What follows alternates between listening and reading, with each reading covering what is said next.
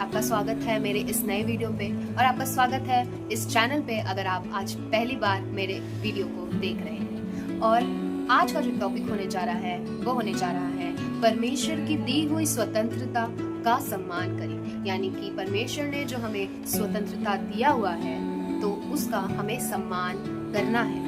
आइए हम जानेंगे कि आखिर ये टॉपिक में हमें क्या सीखने को मिलता है और बाइबल हमें क्या बताती है कि हमें किस तरीके से उनका सम्मान करना है।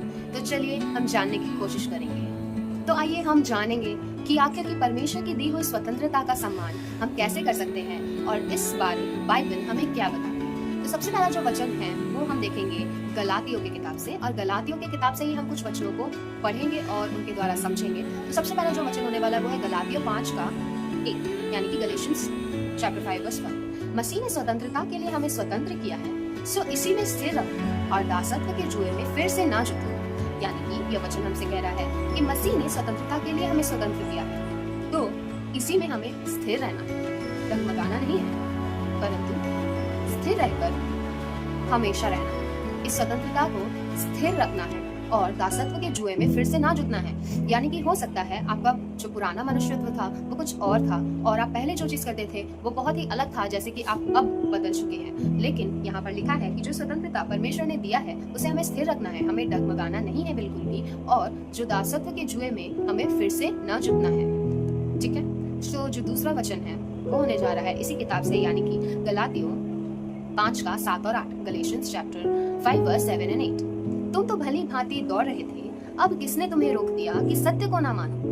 ऐसी सीख तुम्हारे बुलाने वाले की ओर से नहीं। यानी कि ये वचन हमको ये बताना चाह रहा है कि तुम तो भली भांति अपने स्पिरिचुअल लाइफ या आत्मिक दौड़ में दौड़ रहे थे, प्रभु के पीछे दौड़ रहे थे, लेकिन अब ऐसी क्या बात हो गई कि तुम्हें किसने रोक दिया कि सत्य को ना मानो? ऐसी सीख तुम्हारे बुलाने वाले की ओर से नहीं। यानी कि यह वचन हमसे डायरेक्ट बोल रहा है कि तुम तो भली भांति दौड़ रहे थे, लेकिन अब किसने रोक दिया? क्या वह हमारा कोई सोच, वो थॉट, वो एक थॉट है जिसने हमें रोक दिया? हमारे मन में बहुत सारी बातें आती हैं, लेकिन अगर ऐसी थॉट आती है कि हमें रुक जाना चाहिए, थम जानी चाहिए और इस स्वतंत्रता में हम स्थिर क्यों रहे, हमें कुछ नया करना चाहिए, अगर ऐसी सोच हमारे भी दिमाग में आती है तो ऐसी सीख तुम्हारे बुलाने वाले की ओर से नहीं। ये वचन हमें कहता है कि अगर तुम्हें परमेश्वर की ओर बढ़ने से और उस स्वतंत्रता में स्थिर रहने से कुछ रोकती है, यानी कि ऐसी सीख तुम्हारे बुलाने वाले की ओर से कभी नहीं हो सकती।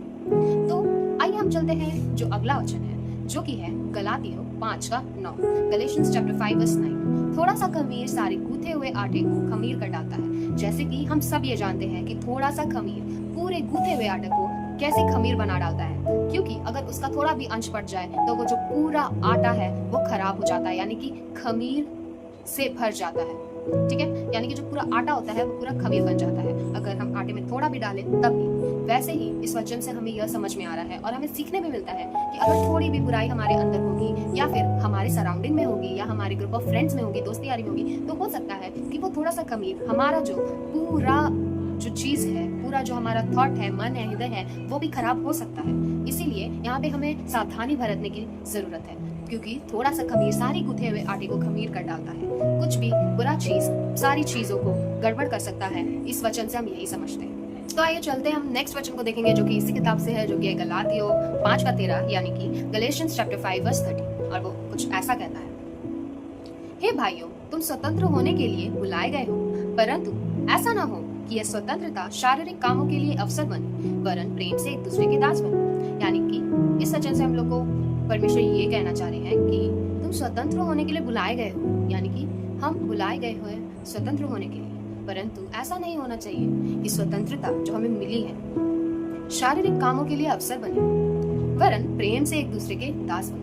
यानी कि हमें हमारी स्वतंत्रता, यानी कि जो हमें परमेश्वर के द्वारा दी गई है, उसका कभी फायदा नहीं उठाना है। यानी कि अगर हमें यह स्वतंत्रता मिली है तो हमें इसे शारीरिक कामों के लिए अवसर नहीं बनाना है, वरन प्रेम से एक दूसरे के दास बनना है। यानी कि हमें एक दूसरे से प्रेम से रहना है और एक दूसरे की सेवा करना है, जैसे कि हम उसके दास हैं उस टाइप से। तो हमें प्रेम भी करना है और एक दूसरे के दास बनना है, ऐसा यह वचन कहता है। आइए हम अगला वचन देखते हैं, जो कि है गलातियों 5:14 और 15, गैलेशियंस चैप्टर 5:14 and 15। और यह वचन ऐसा कहता है, क्योंकि सारी व्यवस्था इस एक ही बात में पूरी हो जाती है कि तू अपने पड़ोसी से अपने समान प्रेम रख पर यदि तुम एक दूसरे को दांत से काटते और फाड़ खाते हो तो चौकस रहो कि एक दूसरे का सत्यानाश ना कर दो। यह वचन ये भी कहता है कि क्योंकि सारी व्यवस्था इस एक ही बात पर पूरी हो जाती है, और वो व्यवस्था क्या है कि तू अपने पड़ोसी से अपने समान प्रेम रख। यानी कि जो पूरी व्यवस्था है वो इसी बात पर आकर रुक जाती है कि तू अपने पड़ोसी से अपने समान प्रेम रखना, जिस तरह हम अपने आप से प्रेम रखते हैं उसी तरह। पर यदि तुम एक दूसरे को दांत से काटते और फाड़ खाते हो तो चौकस रहो कि एक दूसरे का सत्यानाश ना करो। यानी कि ये भी यही बात हमें समझा रहे हैं कि हमें जो है अपने इस स्वतंत्रता को फॉर ग्रांटेड नहीं लेना है, इसका फायदा नहीं उठाना है। अगर हमें ये स्वतंत्रता मिली है तो इसमें हमें स्थिर रहना है। तो यही था गलातियों के विषय में, जो गलातियों की किताब से मैंने निकाला। और अब हम एक एग्जाम्पल देखने जाएंगे जो कि जिससे हमें और अच्छे से स्पष्ट रूप से समझ आएगा कि आखिर परमेश्वर का वचन हमें इस बारे में क्या बोलता है कि हमें उनकी जो स्वतंत्रता जो हमें मिली हुई है उसका हमें सम्मान क्यों करना है।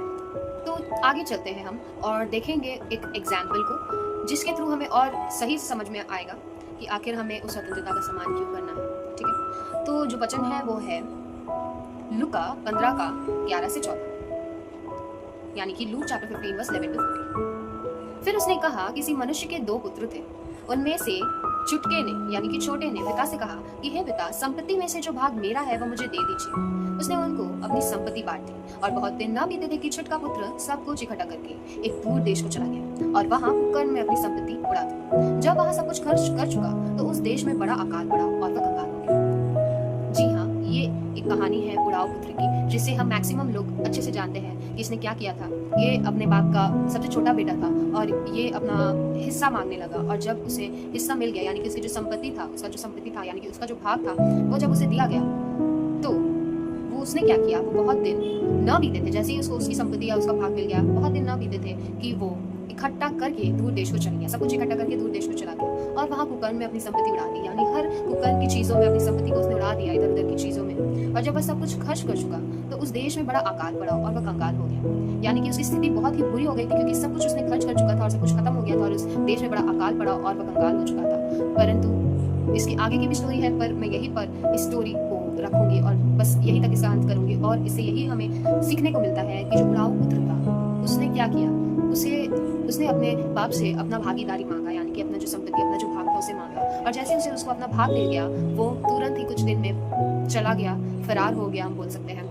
और दूर देश में जाकर, शहर में जाकर अपनी जितनी भी संपत्ति थी उसे उड़ा दी। तो उसने क्या किया, अपने जो स्वतंत्रता उसे उसके पापा ने दिए थे उसको ही फॉर ग्रांटेड ले लिया, यानी कि उसका फायदा उठाया। और जब वह चल गया और सब कुछ खर्च हो गया और वह कंगाल हो गया था। तो ये जो कहानी है ये हमें बहुत कुछ सिखाती है, पर हमें ये भी सिखाती है कि अगर हमें परमेश्वर ने स्वतंत्रता दी है तो हमें इसका सम्मान करना है। हमें हमेशा इसकी फायदा नहीं उठानी है, क्योंकि परमेश्वर ने हम पर बहुत भरोसा करके हमें स्वतंत्रता दिया है।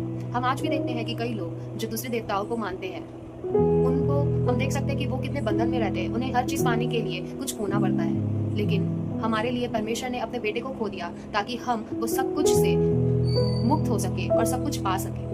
तो हम लोग को यही समझ में आता है कि हमें कभी भी जो परमेश्वर से हमें स्वतंत्रता मिली है उसको लेकर हमें हमेशा स्थिर रहना है और ना कि उसका फायदा उठाना है। क्योंकि परमेश्वर हमें अपना एक फ्री चॉइस और फ्री विल और बहुत चांस भी देता है। यानी कि परमेश्वर हमें बहुत बार ऐसे मौके भी देता है कि हम उस काम से मन फिराएं, और हमें ये जानने की कोशिश भी करना है कि वो परमेश्वर हमें इतनी सारी चांस देता है और हमें सुधरना भी चाहिए। परमेश्वर हमें अपनी चॉइस भी देता है कि हम चाहे तो हम उस स्वतंत्रता का उल्लंघन भी कर सकते हैं और चाहे तो स्वतंत्रता को बरकरार भी रख सकते हैं। तो परमेश्वर की दी हुई स्वतंत्रता का हमेशा सम्मान करें, क्योंकि इससे ज्यादा महत्वपूर्ण हमारे जीवन में और कुछ भी नहीं है। हर बंधन को जिसने हम जो बंधे हुए थे हर बंधन से, उसने हमें मुक्त किया है और ऐसी स्वतंत्रता दी है जो आजकल आप कोई भी देवताओं के लोगों को देखोगे, भक्तों को देखोगे, जिन्हें हर बंधन में, वे कितने सारे बंधन में बने एकदम बंधे हुए हैं। लेकिन हम जो एकदम मुक्ति पाए हुए लोग हैं, स्वतंत्रता में मतलब स्वतंत्रता में जीने के लिए हम बुलाए गए हैं, तो हमें जो कि है स्वतंत्रता का सम्मान करना है। और मैं यही आपसे निवेदन करूंगी कि परमेश्वर की दी हुई स्वतंत्रता को जरूर से आप भी अपने जीवन में ऑनर करें, यानी कि उसे सम्मान करें। ये मेरा एक छोटा सा वीडियो था, आई होप और मैं आशा रखती हूँ कि आप सभी को अच्छे से समझ में आया होगा। मिलते हैं जल्द नेक्स्ट वीडियो में, तब तक के लिए सभी को जय मसीह की एंड प्रेज़।